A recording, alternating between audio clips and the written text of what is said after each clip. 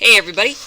Today, 6-3, RNA and transcription. We just finished talking about replication, which is taking DNA and making some more DNA. Now we're going to take DNA and learn how to make some RNA. So if you look at my picture of a cell right here, this right here is a cell membrane, and this inside is a nucleus. Now we can see here's my DNA, the double helix right here. And replication occurs here in the nucleus because DNA is not allowed to leave the nucleus. Well, today's process, transcription, is this one right here, where we use DNA to make RNA. Since DNA is involved, DNA is not, again, allowed to leave the nucleus, so this all is occurring in the nucleus. The last step we're going to learn down here, translation, is making proteins, which has nothing to do with DNA, and so this gets to occur out here in the cytoplasm on the ribosomes. So everything we talked about today is in the nucleus. So first let's take a look at RNA, and what makes it different from DNA. Well, first of all, the name, the R of RNA stands for ribonucleic acid. The only difference is that it doesn't have the deoxy part on it. So this sugar, ribose, has the oxygen on it that deoxyribose does not. So that's why it gets the name RNA. And RNA's main job is to carry genetic information from the nucleus to the ribosomes. So the DNA has the genetic information. The RNA is the messenger. He delivers it to where it needs to go. So he just kind of is like UPS almost. Alright, so let's take a look at the three differences of RNA from DNA. Okay, first thing, I've got DNA over here on the right hand side, and I got RNA over here on the left hand side. So DNA is made out of two strands that are bound together and twisted in a helix, so it's a double helix. Well, RNA is just made out of one strand. It's one half of the DNA, and so we call it a single helix. It's still twisted, so it's still a helix, but it's only one, single. The second thing that makes DNA and RNA different is the bases. We've got cytosine, guanine, adenine, and thymine in DNA. Over in RNA, we have cytosine, guanine, adenine, and uracil. There is no thymine in RNA, but if you notice the pictures, they're very similar to each other. So structurally, uracil can just take the place of thymine because they are so similar to each other. So there are no T's in RNA. And then the third one, which we mentioned already, was that the sugar in RNA is ribose, whereas the sugar in DNA is deoxyribose. So essentially the same, just without the oxygen on DNA with the oxygen on RNA. So you need to know these three differences of RNA and DNA. Now RNA comes in three different varieties. There's three different types. The first one is called mRNA. The M stands for messenger. And just like the name implies, he carries the message from the DNA over to the ribosome. And how he carries it is that the DNA writes on him a sequence of nucleotides and their bases. So whatever DNA has, whatever DNA's order is, it gets transcribed onto a strand of mRNA. And then the mRNA can leave through the nuclear pores and head out to the ribosomes, where it can then carry that message to make a protein. So mRNA, messenger RNA, carries genetic information to the ribosome. rRNA, R standing for ribosomal, makes up a ribosome. Now if you remember, we had the rough ER, which had these little bitty polka dots on it, the ribosomes, and some of them were floating around. Well, that is this guy. Up close, if I take one of these guys and make it really big, it kind of looks like a hamburger bun with three spots in it. And those spots, we'll see a little bit later on, are very important for the process of making proteins. So this is a ribosome. This is what we call the large unit. This is the small unit. Now we usually draw it very simple like this because in reality it looks like that. Because it is made out of RNA, the single strand, you can almost, like a roller coaster, kind of follow your way all through here. So it's just a big old hairball, a tangled up mess of RNA. So when it forms this little mess, we call it rRNA, and his job is to help make proteins. That right there, by the way, that is an mRNA. and this is a tRNA, which we'll learn about in just a second. So we see how they all work together. And the third type of RNA is tRNA, which stands for transfer RNA. And his job is to transfer or carry an amino acid from just floating around in the cytoplasm to the ribosome. Because remember, ribosomes are where proteins are made. So his job is to carry them.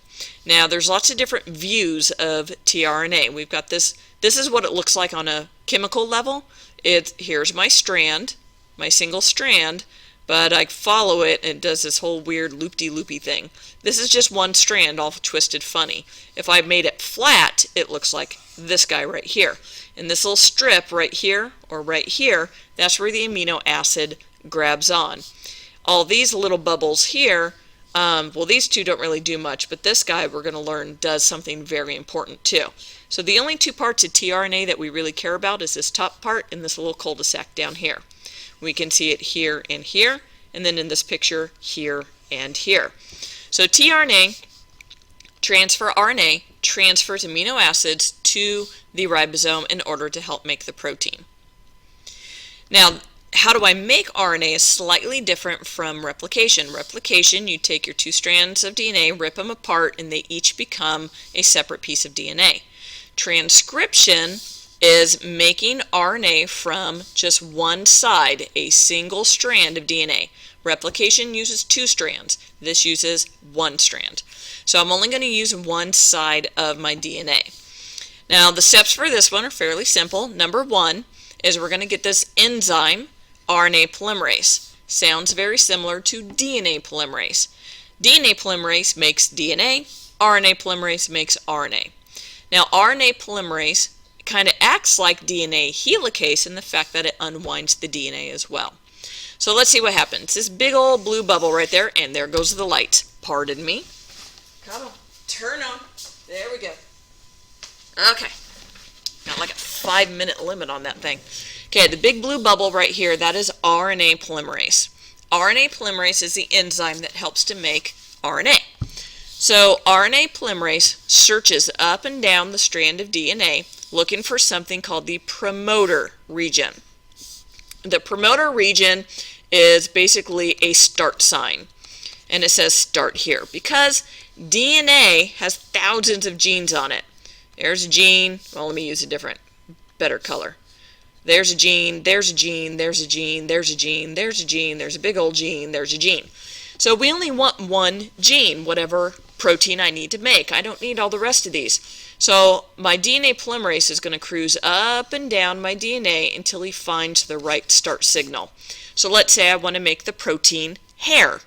And so I'm going to go up and down until I find the gene that says hair. And then that is where he's going to start. So he's going to look for the promoter region for whatever gene he wants. We're going to say the gene for making hair. So he goes up and down and he finds this area and he says, oh, I found it. Okay, time to grab on. And then he grabs on and binds to the DNA chain. Okay, next thing that's going to happen is that the RNA polymerase is going to unwind the two strands of DNA, making a little bubble. He does this just the same way as DNA helicase does. He breaks the hydrogen bonds. So he breaks the bonds, opens up, makes a little bubble of DNA inside. And let's see, RNA polymerase separates the two strands of DNA by breaking the hydrogen bonds. Okay, so just that for this one. The next thing he's going to do is that the RNA polymerase is going to attach onto the first nucleotide of the template chain. So we'll say it was this guy right here. Obviously it's longer than that. So he sees that one right there as the beginning of my start signal, and he says, okay, I need to grab whatever base is complementary to that. So RNA polymerase is going to attach onto, after he's unwound the DNA, he's going to attach onto the first base, and he's going to start his job. His job is to take whatever the matching base is and attach it. So if this is an A, he's going to find whatever nucleotide is going to fit with that. Well, normally A goes with T, right? But in RNA, there are no T's. U gets made instead. If the DNA is T, well then the RNA will be A. So that's no problem because the T is on the DNA. If the DNA is a G, then the RNA will be a C. And conversely, if the DNA is a C, then my RNA will be a G. And so he chugs along in this direction, going down the strand of DNA. And as he's making and as he's adding on all the little bases and nucleotides on there, the end just kind of trails off. And we can see it being made because it has a big long tail on it. So we can see it being trailing off. And as the whole polymerase is moving this way, this side is rewinding, is wrapping it back up. So all this over here has already been coded. So it rewinds, unwinds over here until he finds a stop sign. So he's going to keep on cruising along until he finds the termination signal. That is basically a big old stop sign that says you've reached the end of the gene, you're done, get off. It's kind of like the end of a chapter. You're done. So he goes until he finds the stop. So we'll say that the stop was right here. And so that's going to tell him to stop transcribing. Stop adding nucleotides onto it. You're done. And when he's done with that, he's going to let go. The DNA is going to wind back up, and the RNA is just going to float away. So that's our last step, is that the RNA strand is now free. The DNA has wound back up again, so no change to the DNA whatsoever. And the RNA is now going to cruise out of the nucleus and go into the cytoplasm. The two strands of DNA reattach like we just said, and then the RNA is going to come out, and if it's mRNA, he's just going to float around as a big long piece like this. If it's tRNA, he's going to make that funky little shape like I showed you. And if he's rRNA, well then he's going to be the ribosome where all this is going to happen. So he comes out as RNA, and then he'll turn into either mRNA, rRNA, or tRNA. Okay?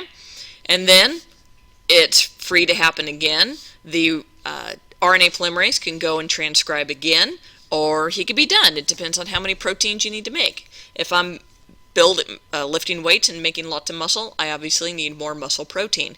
And so this can go on over and over and over again to make thousands upon thousands of copies of proteins. Now when I make the RNA, not all of it is good because our DNA is full of fluff. These little things right here are called introns. This is basically nonsense. This is just, it's gibberish. Like you're reading a book, one chapter is perfectly fine, the next chapter is in a different language, but the words don't make any sense. Well, that's what introns are. They're gibberish. They're nothing, they're fillers. And so when the RNA gets transcribed, the fillers get transcribed as well. So I've got more gibberish. The good stuff is here in the exons. This is the good stuff. This is telling me what to do. So when my RNA is made, what happens first is an enzyme comes along and snips out all these introns. Just removes them and recycles them. And takes the exons and then glues them back together and makes my good chunk of RNA. This is a good chunk of RNA. So this chunk has lots of extra fluff in it. It's kind of like reading Charles Dickens. Blah, blah, blah, blah. Something good happens, blah, blah, blah, blah, something good happens. So what do? You go to the Cliff Notes, right? So here's A Tale of Two Cities. Here's the Cliff Notes. This is all the good stuff. This is all I care about. I don't care about all this extra stuff. So, introns, extra information that get removed from the RNA transcript. What are left are exons.